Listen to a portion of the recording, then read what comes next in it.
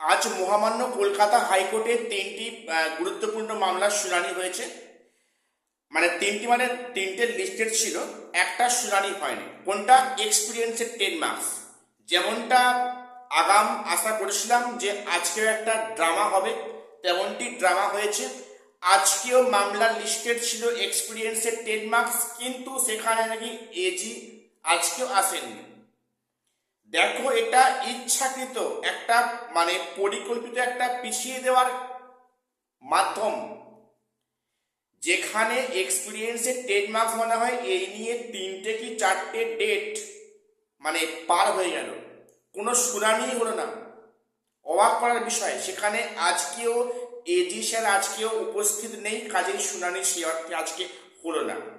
তো এক্সপিরিয়েন্সের 10 মার্কস নিয়ে এত ডিলে কে বা কারা করছে, কাদের চক্রান্ত এগুলো হচ্ছে, আর এর মেন কারণটা কি আছে, আমি সে নিয়ে পরে আলোচনায় আসবো। এবং আজকে যেটা হয়েছে, প্রশ্ন ভুল মামলা নিয়ে কমিশনকে শোকজ করল হাইকোর্ট। প্রশ্ন ভুল মামলায় বিভিন্ন সাবজেক্টে, এটা মনে হয় ইচ্ছাকৃত কারণে। একটা চাকরির পরীক্ষায় সেখানে কিভাবে প্রশ্ন বা অ্যান্সার সেখানে ভুল প্রোভাইড করে, সেখানে জিওগ্রাফি, ইংলিশ, হিস্ট্রি, এডুকেশনের মতো সাবজেক্টে এই যে প্রশ্ন ভুলগুলো হয়েছে, সেখানে যে ক্যান্ডিডেটরা পার হেড 100 টাকা করে দিয়ে সেখানে যে প্রশ্নকে ভুলকে চ্যালেঞ্জ করেছে, অর্থাৎ এখানে সেই সংখ্যাটা প্রচুর যারা প্রশ্ন চ্যালেঞ্জ করেছে, সেখানে প্রায় কয়েক কোটি টাকা সেখানে মানে স্ক্যাম হয়েছে। সেই টাকা ফেরত দেয়নি কমিশন।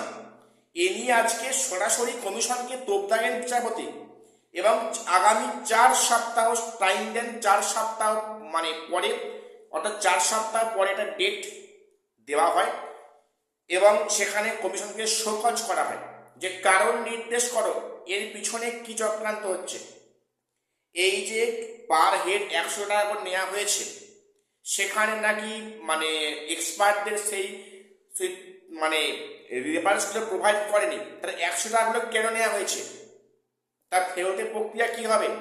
কমিশনকে শোকজ করেছে, এটা অবশ্যই একটা ভালো দিক। অর্থাৎ এটাও হাইকোর্ট বুঝতে পারছে যে কমিশন কি খেলা খেলছে, বুঝতে পারছে আগে থেকেই।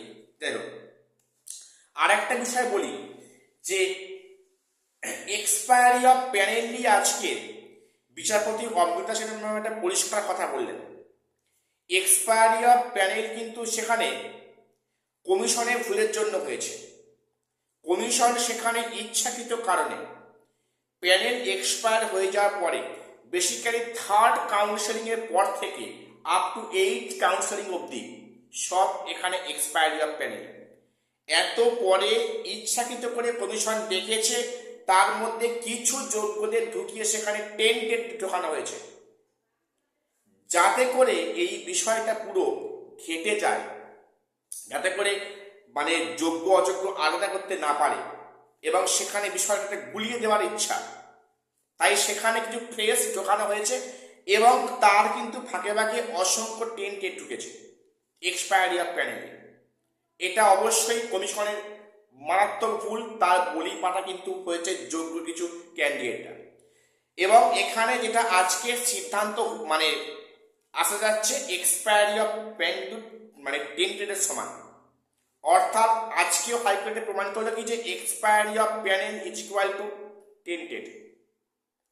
তো সেটা যদি প্রমাণিত আরো একবার হয়, expiry of panel is equal to tainted, তাহলে এই নিয়োগ প্রক্রিয়ার ভবিষ্যৎটা কি হচ্ছে?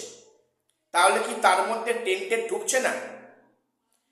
তো 3rd থেকে 8th কাউন্সেলিং অবধি তো সেখানে অনেক ক্যান্ডিডেট এবারে পরীক্ষায় এম প্যানেল হয়েছে, তাহলে তারা যদি টেন্টেড হয়, তাহলে সেই নতুন প্যানেলের টেন্টেড কীভাবে ঢোকে? এ নিয়ে নানা প্রশ্ন। আমি এ নিয়ে তোমাদের পরে একটা ভিডিও আমি দেবো অবশ্যই। তো আজকে এটুকুই আপডেট আমার এই মুহূর্তে দেওয়া ছিল, আর শেষ করছি, দেখা হচ্ছে পরে কোনো ভিডিওতে।